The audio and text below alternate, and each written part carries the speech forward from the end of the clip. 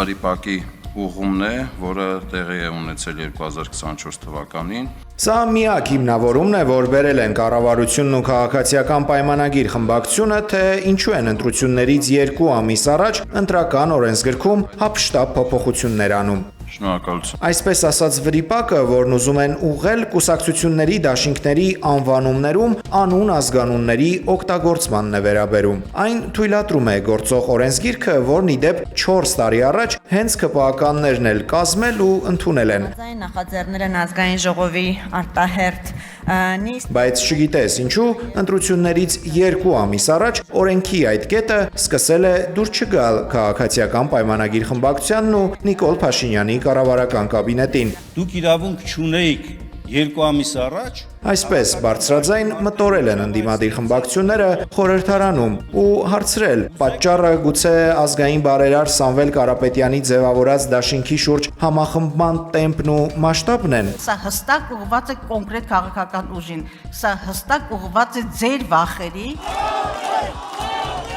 Բարերարը ընտրություններին պատրաստվում է մասնակցել դաշինքով, որը կոչվում է Ուժեղ Հայաստան Սամվել Կարապետյանի հետ։ Փորձում եք թաքնվել տեխնիկական վրիպակները ուղղելու քողի տակ, բայց իրականության մեջ փոփոխությունը բացարձակապես քաղաքական է եւ բացարձակապես բովանդակային եւ ինքը գործընթացը ինքնին հակաօրինական է եւ նաեւ հակասում է Վենետիկի հանձնաժողովի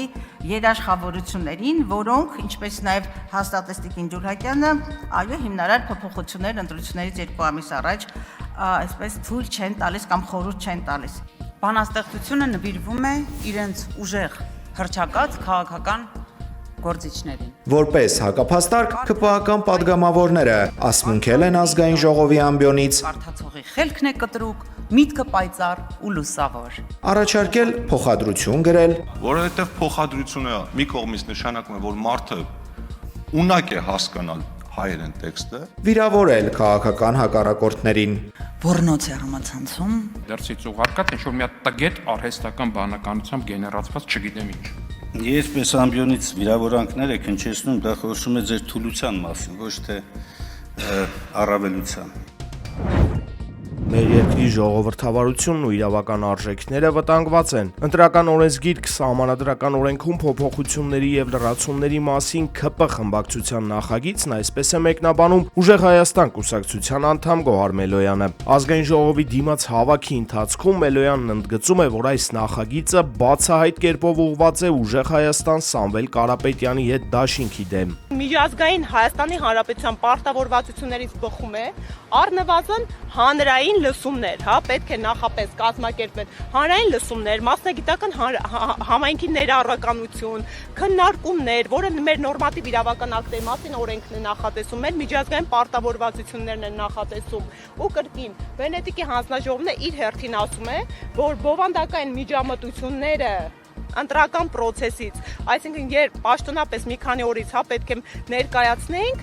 թույլատրելի չէ խաղի կանոն փոխելը։ Արամ Վարդևանյանն էլ իշխանությունների վարքագիծը բնութագրում է որպես վախեցած վարքագիծ։ Արդյունքում ըստ նրա խաթարվում է ընտրական համակարգի հավասարությունը։ Վարդևանյանը նաև հայտնում է, որ օրենքի նախագծում անցումային դրույթով արձանագրված է, որ փաթեթը ուժի մեջ է մտնելու ընդունման պահից անմիջապես հետո։ Այս ձևակերպումը օգտագործվում է ռազմական դրությունների, արտակարգ իրավիճակների, արհավիրքների դեպքում, երբ դա տեղի ունենում։ Հետևաբար օրվա իշխանությունների համար Սամվել Կարապետյանի հետ դաշինք բառերը այդ անձնանունը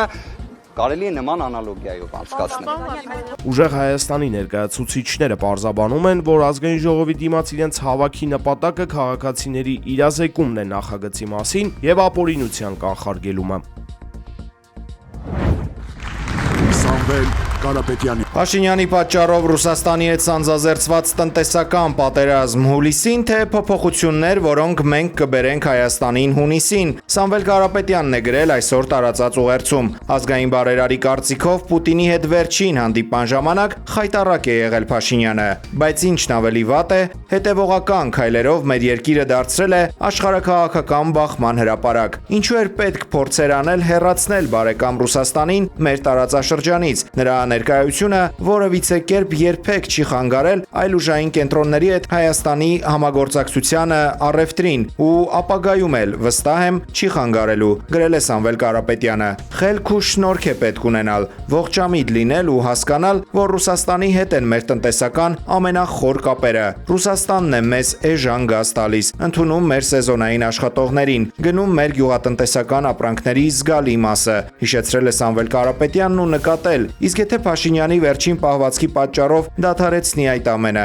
ինչ պատասխան եք տալու մեր ժողովրդին, որն ավելի կաղքատանա։ Բայց այսօրվա վարչապետին մեր հայրենակիցների ճակատագիրը, գրպանի ու սառնարանի պարունակությունը չի հետաքրքրում։ Կարևորը ինքը սուտ պատերազմներով վախեցնելով կարողանա մնալ իշխանության, հանուն սեփական բարեկեցության։ Իհարկե չի մնալու։ Հեռացնելու ենք փոքրիկ խմբակին ու բարեկամություն անենք տարածաշրջանի բոլոր երկրների հետ, ուժային բոլոր կենտրոնների հետ։ Տեսանք, թե ինչ պատահեց Վրաստանի եւ Ուկրաինայի հետ։ Մեզ նոր պատերազմներ պետք չեն։ Քվեարկելով Նիկոլի օգտին, դուք կստանաք աղքատություն եւ թշնամանք ռուսների հետ, վեվեռացում եւ տնտեսության փլուզում։ Վստահեք մեզ եւ կունենանք իրական փոփոխություն, ուժեղ տնտեսություն, միասնություն եւ երկարատև խաղաղություն։ Ժամանակն է ուժեղ Հայաստանի, ուղերձն ամփոփել է Ազգային բարերարը։ Թերանում իրականացված զանգվածային հարձակման հետևանքով լուրջ վնասվել է պատմական Ռաֆինյա սինագոգը, շենքը գրեթե ամբողջությամբ ավերվել է։ Բացի մշակութային կոթողներից թիրախավորվել է նաև Մեհրաբադ միջազգային օդակայանը եւ աերոտեզերական ենթակառուցվածքները։ Պայթյունների ձայներ են հնչել նաև Շիրազ եւ Յազդ քաղաքների մոտակայքում։ Իսրայելի պաշտպանության բանակը հաստատել է Լիբանանի հարավում Հեզբոլահի դիրքերին հարվածելու փաստը։ Ռազմական գործողությունների սրումը հանգեցրել է հումանիտար աղետի։ Մարտի 2-ից ի վեր Լիբանանում մոտ 2 միլիոն մարդ, բնակչության մոտ 20%-ը ստիպված է եղել լքել իր տունը։ Բեյրութում բնակվող պաղեստինցի կամավորը պատմել է, որ իրենք օր ու գիշեր տեսակավորում եւ տեղահանվածներին են փոխանցում վրաններ, հագուստ ու անկողնային պարագաներ։ در بخش نخست این عملیات در صبح امروز Թեհրանը Պակիստանի միջնորդությամբ ԱՄՆ-ին եւ Իսրայելին է փոխանցել 10 կետից բաղկացած խաղաղության ծրագիր, հայտնել է New York Times-ը։ Թեև փաստաթուղթը ամբողջապես հրապարակված չէ, հայտնի է, որ Իրանի հիմնական պահանջներից են անվտանգության երաշխիքները, այլևս հարձակման չի ենթարկվելու։ Բոլոր պատժամիջոցների չեղարկումը, Լիբանանում Հեզբոլահի դեմ Իսրայելի հարվածների դադարեցումը։ به عقب نشینی تا اعماق اقیانوس هند شد Փոխարենը Իրանը առաջարկում է բացել Հորմուզի նեղուցը, սակայն նոր պայմանով։ Յուրաքանչյուր անցնող նավից կգանձվի $2 միլիոն տուրք։ Այս գումարը Թեհրանը մտադիր է կիսել Օմանի հետ եւ իր մասնաբաժնով վերականգնել ԱՄՆ-ի ու Իսրայելի հարվածներից տուժած ենթակառուցվածքները։ Թեհրանը մերժել է պարզապես հրադադարը եւ պահանջել պատերազմի վերջնական ու ամբողջական դադարեցում։ Այս ամենին զուգահեռ ԱՄՆ-ում ներքաղաքական նոր սկանդալ է հասունանում։ Կոնգրեսի ներկայացուցիչը մեղադրել է Պենտագոնի ղեկավար Փիթ Հեքսեթին ռազմական հանցագործություններ կատարելու համար։ Ըստ Axios-ի մեղադրանքը վերաբերում է Իրանում նրա իրականացրած գործողությունների մեթոդներին։ Դեմոկրատական կուսակցության ներկայացուցիչը հայտարարել է, որ արդեն հաջորդ շաբաթ պատրաստվում է սկսել Հեքսեթի իմպիչմենթի գործընթացը։